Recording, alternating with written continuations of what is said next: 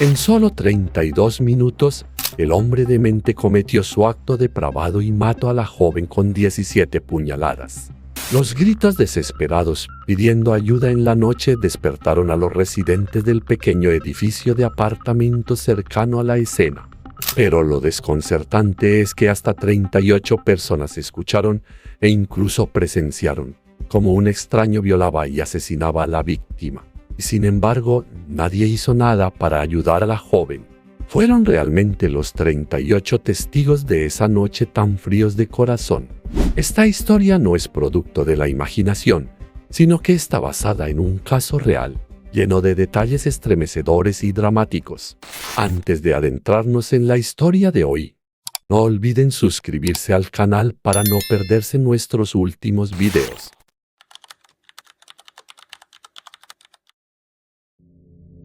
A las 3:15 a.m. del 13 de marzo de 1964, después de un largo día de trabajo, Catherine condujo su pequeño Fiat rojo a casa. Las luces tenues apenas iluminaban el estacionamiento vacío donde aparcaba su coche todas las noches. El motor se fue apagando gradualmente, ella cerró la puerta y salió, mientras el espacio a su alrededor se volvía inquietantemente silencioso. Solo estaban ella y la calle desierta mientras comenzaba a caminar hacia su apartamento en el segundo piso, a unos 30 metros del estacionamiento. Para entrar a su apartamento, tenía que pasar por una entrada estrecha en la parte trasera del edificio. Al frente del edificio había tiendas minoristas y por la noche estaban cerradas, sin nadie alrededor. La quietud de la noche tardía hacía que Catherine se sintiera incómoda. De repente, en ese silencio, Catherine escuchó el sonido de pasos detrás de ella. Los pasos eran rápidos y constantes, como si alguien la estuviera siguiendo. Intentó mantener la calma, acelerando el paso, pero su corazón latía con temor. Miró de reojo y vislumbró una figura moviéndose detrás de ella. Un instinto le dijo que alguien la observaba, que esa sombra no era una coincidencia. Justo cuando Catherine comprendió el peligro que se acercaba, un hombre la atacó por detrás. Su corazón se aceleró en el pecho. Catherine no dudó, giró y corrió, pero el extraño no la dejaría ir, la persiguió a una velocidad aterradora. Ella sentía cada uno de sus pasos pesados golpeando el suelo detrás de ella. Catherine intentó correr tan rápido como podía hacia la intersección de Austin y Lefebvre, donde sabía que había una cabina telefónica pública para llamar a la policía.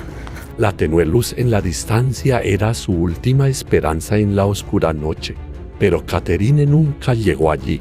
En un instante, el extraño la agarró por detrás, su fuerza era inimaginable. Ella gritó, esperando que sus gritos de ayuda alertaran a alguien, pero la noche permaneció inquietantemente en silencio. El hombre no le dio oportunidad de escapar. Apuñaló repetidamente a Catherine en la espalda, cada estocada fuerte y precisa. Catherine gritaba de agonía desesperada, con la voz desgarrada: «Me apuñalo. Por favor, ayúdeme. Ayúdeme, por favor». Sus gritos lastimosos resonaron en el desolado callejón, haciendo que las luces de los pisos superiores del edificio se encendieran.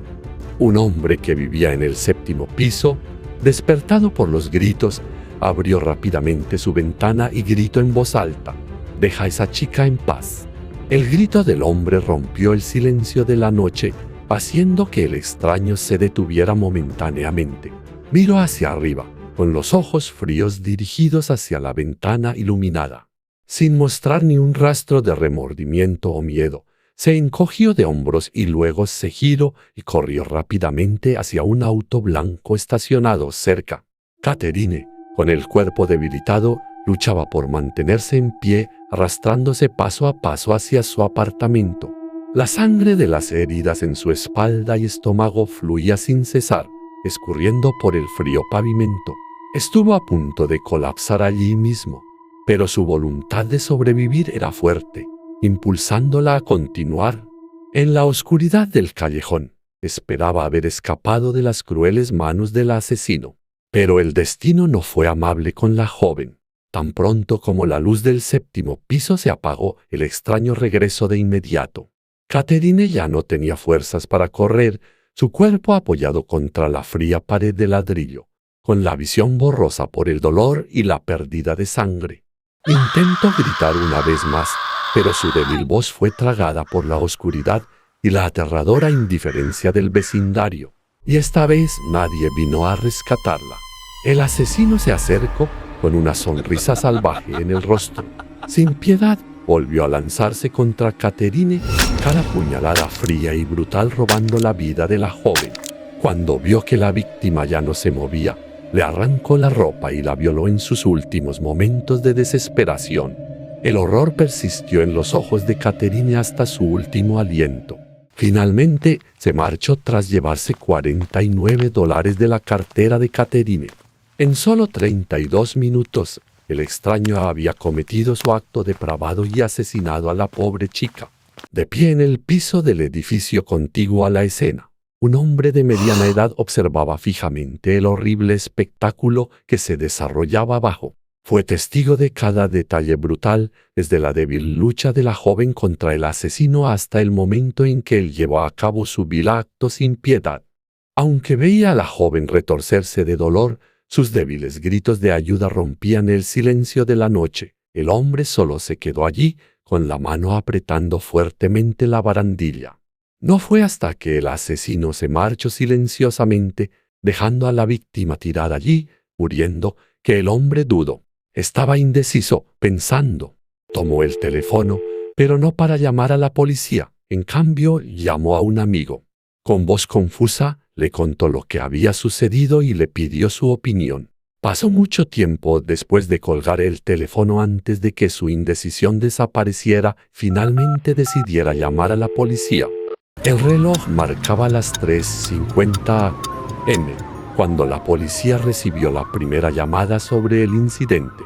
Apenas 2 minutos después, llegaron a la escena. La visión ante ellos les provocó escalofríos. La joven yacía inmóvil al pie del edificio, con el cuerpo cubierto de sangre, apuñalada en todo el cuerpo. El número de puñaladas ascendía a 17, profundas heridas desgarrando su carne. Su ropa estaba desgarrada y esparcida, y su cartera vacía yacía tirada en el suelo. La víctima fue identificada como Catherine Suzanne Genovese, conocida cariñosamente por todos como Kiati, nacida el 7 de julio de 1935. Ella era la hija mayor en una familia de 5 hijos, creciendo en Brooklyn, Nueva York, durante los años 40 y 50. La familia de Catherine llevaba una vida relativamente normal hasta que un evento horrendo lo cambió todo. Su madre había presenciado un asesinato en las calles de Nueva York, lo que hizo que la familia se sintiera insegura, llevándolos a mudarse a Connecticut en 1954. En ese momento, Catherine solo tenía 19 años, recién graduada de la escuela secundaria. Sin embargo, a diferencia de su familia, Catherine decidió quedarse en Nueva York para llevar una vida independiente y explorar nuevas oportunidades. En 1963, Catherine se mudó a Queens, donde ella y una amiga alquilaron un pequeño apartamento en un edificio de 10 pisos en Austin Street, en Queens, Nueva York. Aunque la vida independiente no siempre fue fácil, Catherine se mantuvo optimista y resiliente. Encontró un trabajo en el Eleven Night Club, donde trabajó diligentemente y poco a poco ascendió hasta convertirse en la encargada del bar. Este trabajo le proporcionaba un ingreso estable, pero también la obligaba a trabajar hasta tarde en la noche, a menudo regresando a casa cuando todos los demás ya estaban dormidos. Catherine nunca podría haber imaginado que esos regresos nocturnos la convertirían en la víctima de uno de los crímenes más impactantes en la historia de Estados Unidos. Cuando llegó la policía y comenzó su investigación, solo 2 vecinos estaban presentes en la escena en ese momento. Sin embargo, lo que más desconcertaba a la policía era un detalle extraño. Durante todo el tiempo que ocurrió el crimen, 38 personas habían escuchado los gritos desesperados de Catherine pidiendo ayuda o habían presenciado los brutales actos del desconocido. pero ninguno hizo nada para salvarla, porque ninguno de los 38 testigos que vieron o escucharon los gritos de ayuda de Catherine tomó alguna acción. Esa misma mañana, la policía se acercó incansablemente a cada testigo, tratando de entender qué había sucedido durante esa noche horrible. Las respuestas que recibieron variaban, pero todas compartían un tema común: vacilación, miedo y una evasión de la responsabilidad. Cada testigo tenía su propia historia, su propia excusa, pero ninguno se atrevía a enfrentar el hecho de que había optado por el silencio en el momento crítico de la joven. Una mujer de mediana edad, cuando se le preguntó por qué no llamó a la policía, simplemente se encogió de hombros con indiferencia. Pensamos que era una pelea de amantes. Cosas así pasan todo el tiempo. No pensé que fuera necesario intervenir. Su mirada carente de emoción pasó sobre el oficial sin mostrar ninguna señal de simpatía. Otro hombre, temblando bajo el interrogatorio, confesó su propia cobardía. Honestamente, estaba asustado. Ese grito fue aterrador. No me atrevía a salir de mi habitación, no me atrevía a enfrentar lo que estaba sucediendo afuera. Sus palabras actuaban como un escudo para su miedo, pero también como una confesión de vergüenza por no haber tenido el valor de ayudar a alguien luchando por su vida. Otra persona lo achacó a problemas de salud. Un hombre corpulento, con el cansancio evidente en su rostro, inclinó la cabeza, incapaz de mirar al oficial a los ojos. Estaba cansado. En ese momento no tenía fuerzas para intervenir. Solo me quedé acostado, escuchando los gritos, pero no pude hacer nada más. Otra pareja recordó haber escuchado el primer grito de la chica. El esposo, con la voz temblando por los recuerdos inquietantes, relató el momento. Salimos a la ventana para ver qué estaba pasando, pero la luz de nuestra habitación era demasiado tenue, no podíamos ver con claridad. Miraba fijamente hacia la librería donde Catherine había sido capturada, sus ojos llenos de culpa e impotencia. Su esposa, sentada junto a él, apretó sus manos con fuerza, vaciló y añadió: «Apague las luces», y solo entonces pudimos ver con mayor claridad. Cuando le preguntaron por qué no llamó a la policía de inmediato, ella guardó silencio por mucho tiempo. Luego susurró, casi inaudiblemente: «No sé». El arrepentimiento era evidente en sus ojos, pero sus excusas y vacilaciones le habían robado a la pobre chica su última oportunidad de sobrevivir. Después de la horrible muerte de Catherine Genovese, la investigación se expandió rápidamente a gran escala. Docenas de detectives profesionales fueron enviados al área donde ocurrió el crimen. Golpearon puertas, interrogaron a testigos y buscaron las más mínimas pistas para rastrear al asesino. Pero a pesar de sus esfuerzos, la investigación inicial no arrojó resultados prometedores. Las declaraciones de los testigos eran vagas y la indiferencia de la comunidad hizo que la investigación fuera aún más desafiante. Con el tiempo, el asesino seguía libre y la policía aún no tenía pistas concretas. Sin embargo, el giro en el caso llegó una semana después, a partir de un evento aparentemente no relacionado con el asesinato. Un hombre llamado Winston Moseley, de 28 años, fue sorprendido intentando robar un televisor de una casa en el mismo vecindario donde Catherine había sido asesinada. Inicialmente, Moseley no era sospechoso en la investigación del asesinato por parte de los detectives. Se le veía como un ladrón menor, un individuo furtivo que cometía pequeños robos, más que el asesino que la policía buscaba. Winston Moseley, para quienes lo rodeaban, parecía un hombre común. Estaba casado, tenía 2 hijos pequeños y trabajaba de forma estable como mecánico en Westchester, Nueva York. Los vecinos, amigos e incluso sus compañeros de trabajo insistían en que Winston no mostraba signos de ser un asesino a sangre fría. Lo describían como un padre ejemplar, siempre atento y amable. Su vida parecía tan normal que inicialmente hizo que la policía cuestionara sus propias sospechas. ¿Podría un hombre con una vida estable, sin antecedentes penales, ser realmente capaz de cometer un crimen tan monstruoso? Sin embargo, fue durante un interrogatorio después de ser atrapado por robo que la fachada de hombre común de Winston Moseley comenzó a resquebrajarse. Lo extraño de la investigación fue que, incluso antes de que la policía pudiera interrogarlo, Moseley confesó rápidamente que él era quien había violado y asesinado a Catherine Genovese. Pero su confesión no se detuvo ahí. Moseley continuó revelando una serie de otros horribles crímenes que había cometido antes de matar a Catherine.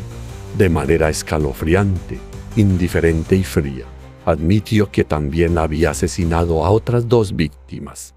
Barbara Kralik, una joven de 15 años asesinada el 20 de julio de 1963, y Annie Mae Johansson, una mujer de 24 años asesinada el 29 de febrero de 1964. En ambos casos, Moseley actuó con una brutalidad inimaginable.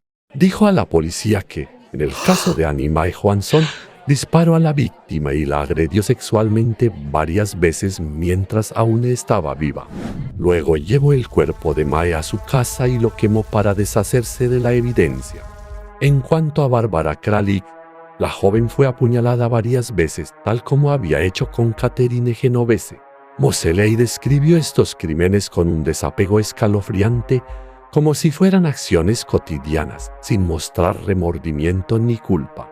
Moseley también admitió que al caer la noche, solía vagar por las calles desiertas de la ciudad. No tenía un objetivo específico. Mientras viera a una mujer caminando sola, atacaría sin razón.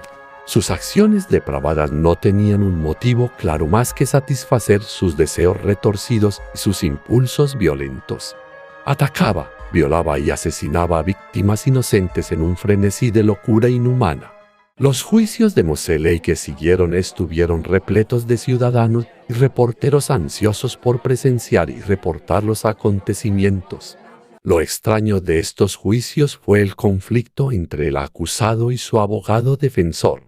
Aunque el abogado defensor presentó el argumento de enfermedad mental para justificar a su cliente, contrario a sus deseos, fue el propio Moseley quien proporcionó pruebas detalladas y claras al tribunal. Esto dejó al abogado con casi ninguna capacidad para probar la inocencia de Moseley. El 15 de junio de 1964, el jurado sentenció a Moseley a la pena de muerte.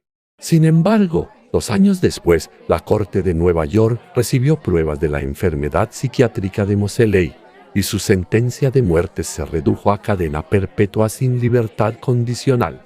En 1968, Winston Moseley, el brutal asesino, había pasado varios años tras las rejas. Sin embargo, gradualmente comenzó a parecer domado y más obediente a los ojos de los guardias de la prisión. Gracias a su buen comportamiento y respeto por las reglas, se ganó la confianza de quienes supervisaban la prisión. Cada semana, Moseley era llevado al hospital para recibir tratamiento por su enfermedad, y estos viajes se habían convertido en una rutina familiar tanto para él como para los oficiales que lo escoltaban. Todos estos traslados transcurrieron sin incidentes, lo cual llevó a la policía a volverse complaciente, menos atenta a sus acciones. Pero en un buen día sucedió lo inesperado. Como cada vez, Moseley fue llevado al hospital, pero esta vez, tan pronto como le quitaron las esposas, actuó con audacia y rapidez. Se apoderó del arma del guardia y escapó de la custodia. Todo sucedió tan rápido que los presentes no tuvieron tiempo de reaccionar. El horror no se detuvo allí. Tras su fuga, Moseley cometió otro crimen atroz. Atacó un edificio cercano, tomando a 5 personas como rehenes, incluida una mujer. Con su naturaleza violenta e inalterada, Moseley violó a la víctima en medio del caos, haciendo la situación aún más grave. Tras recibir informes del incidente, la policía desplegó inmediatamente sus fuerzas y rodeó el edificio. Se produjeron varias horas de tensas negociaciones mientras la policía intentaba convencerlo y capturarlo sin más bajas. Finalmente, a través de medidas tácticas y hábiles negociaciones, la policía obligó a Moseley a rendirse. Esta fuga y ataque revelaron que, a pesar de su comportamiento aparentemente domado tras años en prisión, la naturaleza violenta de Moseley no había cambiado en absoluto. Tras ser recapturado, Winston Moseley fue transferido a la prisión de Attica, una de las instalaciones más seguras de Estados Unidos. En sus primeros años cumpliendo su condena allí, buscaba continuamente formas de causar problemas y encontrar oportunidades para escapar. La naturaleza violenta y obstinada de Moseley no se dejaba fácilmente someter por la rigurosa disciplina de la prisión. Aún albergaba esperanzas de escapar una vez más del castigo de la ley. Sin embargo, con el paso de los años, la actitud de Moseley cambió gradualmente. En lugar de seguir provocando problemas y buscando vías de escape, comenzó a mostrar remordimiento y finalmente se convirtió en un prisionero modelo. Participó en actividades de rehabilitación en la prisión, trabajando diligentemente con la esperanza de que algún día pudiera recibir indulgencia y ser liberado. Durante este tiempo, Moseley escribió una carta de disculpa a la familia de Catherine Genovese, intentando expresar remordimiento y buscar su perdón. Sin embargo, la familia de Kitty no aceptó su disculpa. Para ellos, nada podría compensar el dolor que habían soportado. Fuera sincera o no, su disculpa no podía aliviar su sufrimiento, y la familia de Catherine decidió rechazar todos los ruegos de perdón del hombre que había destruido la vida de su hija. Después de que el caso de Catherine Genovese concluyó, muchos temas en torno al evento fueron ampliamente examinados y discutidos, particularmente el detalle de que 38 testigos habían escuchado y visto el incidente desde los primeros gritos de ayuda de la víctima, pero ninguno intervino o llamó a la policía. Esto se convirtió en un tema impactante e indignante para todo Estados Unidos. La indiferencia de la comunidad ante el mal suscitó muchas preguntas significativas sobre la psicología humana y la erosión de la humanidad en la sociedad. Después de este impactante caso, se llevaron a cabo numerosos estudios psicológicos para comprender este extraño fenómeno. Los psicólogos intentaron proponer teorías para explicar por qué tantas personas presenciaron el evento, pero nadie actuó para salvar a la víctima. Una de las teorías más destacadas fue presentada por el psicólogo Ralph Banay. Explicó: nuestro cerebro a veces se congela temporalmente cuando está sujeto a estímulos súbitos y fuertes. Los testigos de este evento experimentaron una reacción similar. Cuando de repente vieron la escena aterradora ante ellos, se congelaron de confusión sin saber qué hacer más que quedarse allí mirando. Cuando recuperaron la conciencia, ya era demasiado tarde. Esta explicación fue considerada razonable por muchos, particularmente porque coincidía con los testimonios dados por los testigos durante el juicio. A partir de esto, el fenómeno fue nombrado como el síndrome de Genovese por los psicólogos, un término que surgió después del caso para describir la tendencia psicológica de los espectadores a volverse pasivos ante crímenes o emergencias.